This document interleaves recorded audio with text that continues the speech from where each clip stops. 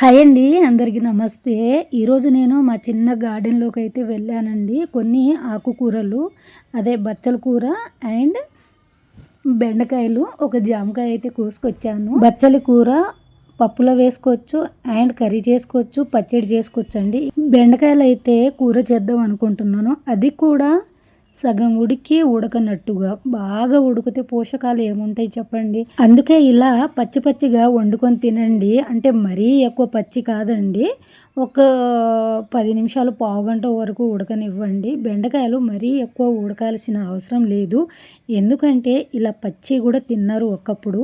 కానీ మనం అంత పచ్చిగా తినలేము కాబట్టి కొంచెం కర్రీ పచ్చిగా ఉండేటట్టు చూసుకోండి, చాలా బాగుంటుంది. ఇందులో ఇప్పుడు నేను పసుపు, కారము, ఉప్పు, సాల్ట్ అయితే ముందే వేసేసానండి.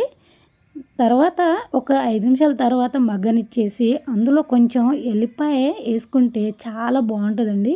టేస్ట్ అయితే అదిరిపోతుంది. మీరు కూడా ఒకసారి ఇలా ట్రై చేయండి. ఎల్లిపాయల రెబ్బలు ఒక 5 తీసుకున్నాను. కచ్చా పచ్చాగా నూరుకొని ఇలా కర్రీలో కలుపుకొని ఒక 2 నిమిషాల తర్వాత స్టవ్ బంద్ చేసుకుంటే కూర అయితే గుమగుమలాడుతుందండి. అసలు మామూలుగా లేదు.